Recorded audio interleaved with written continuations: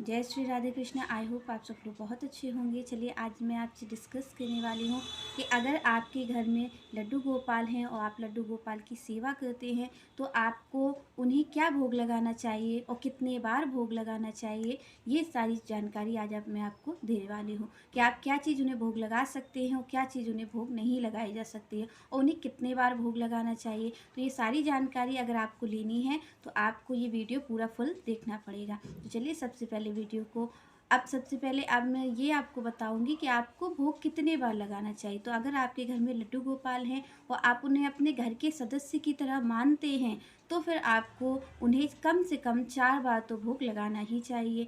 4 बार भोग आप कैसे लगाएंगे? अब आप ये सोच रहे होंगे कि 4 बार भोग कैसे लगाया जाए। तो 4 बार भोग आपको सबसे पहले क्या करना है कि जब आप अपने लड्डू गोपाल को उठाते हैं तो सबसे पहले आप उनको बाल भोग लगा सकते हैं। क्या होता है, जैसे कि सबसे पहले आपने अपने लड्डू गोपाल को जगाया और लड्डू गोपाल को जगाते ही आप उन्हें सबसे पहले दूध पिला सकते हैं। पर आप ये ध्यान रखिए कि अगर आप उन्हें दूध पिला रहे हैं तो उसमें थोड़ी सी मिश्री ज़रूर डाल दें, क्योंकि कोई देखिए छोटा बच्चा होता है तो कोई सादा दूध नहीं पीता, थोड़ा सा चीनी हम उसमें ऐड करके उसे पिलाते हैं। तो यहाँ पर ठाकुर जी को मिश्री बहुत प्रिय है। तो यहाँ पर आप सबसे पहले जब उन्हें उठाएं तो आप उन्हें मिश्री ज़रूर डाल करके, थोड़ी सी मिश्री डाल करके उन्हें दूध पिला दें।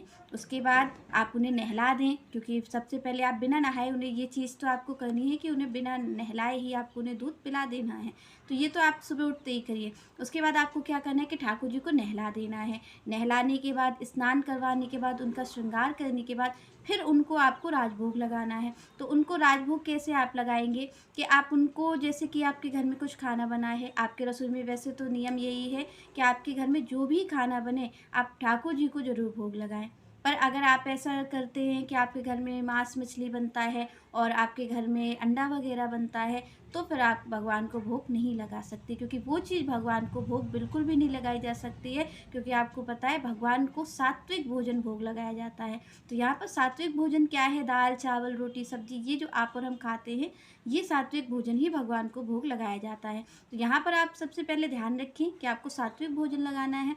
और अगर आपको सात्विक भोजन नहीं है, आपके घर में कुछ गलत बनता है, तो फिर आप भगवान को ऐसा कर सकते हैं कि कोई पराठा बना लें, उसमें चीनी वगैरह मीठा पराठा बना करके आप ठाकुर जी को भोग लगा सकते हैं।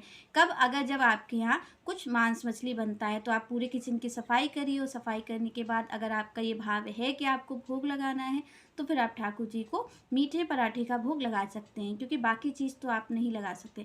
इसके बाद क्या है, जैसे लोगों के अच्छा बनता है, उनके यहाँ सात्विक भोजन ही बनता है, तो वो जो खाते हैं तो सबसे पहले ठाकुर जी को निवेदन करें, ठाकुर जी को उसका भोग लगाएं।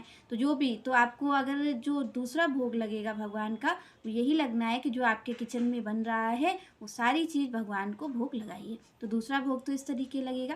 तीसरा भोग आप 4 बजे की टाइम लगा सकते हैं। सबसे पहला भोग तो आपने सुबह सुबह लगा दिया। उसके बाद आपने जब उन्हें नहलाया धुलाया, उनका श्रृंगार किया तो लगभग 10-11 बज गए, तो आपने उनको दूसरा भोग लगा दिया। अब तीसरा भोग आपको कब लगाना है? उनको 4 बजे, जैसे 4-5 बजे हम चाय पीते हैं, नाश्ता करते हैं, उसी तरीके ठाकुर जी को आपको 4 बजे, जैसे मखाने हैं तो मखाने आप उन्हें खिला सकते हैं। और कोई मतलब आप पकौड़े नाश्ता जो भी आप अगर बनाते हैं ठाकुर जी के योग्य है, सात्विक भोजन है, तो आप उन्हें शाम को 4 बजे भोग लगा सकते हैं। इसके साथ साथ अब आ गई रात का टाइम, जो 7-8 बजे हम लोग खाना खाते हैं, वैसे ही ठाकुर जी को जो शाम को किचन में बन रहा है उसका भोग आप शाम को रात में लगा सकते हैं। 8 बजे तक ठाकुर जी को आप खिला पिला के फ्री कर दीजिए, क्योंकि फिर उनको, आपको 8 बजे तक खाना बना ही लेना है और ठाकुर जी को जब आपकी शाम की पूजा होती है उसी के साथ ठाकुर जी को आप भोग लगा सकते हैं। तो यहाँ पर आपको ये ज़रूर करना है कि उन्हें भोग लगा देना है।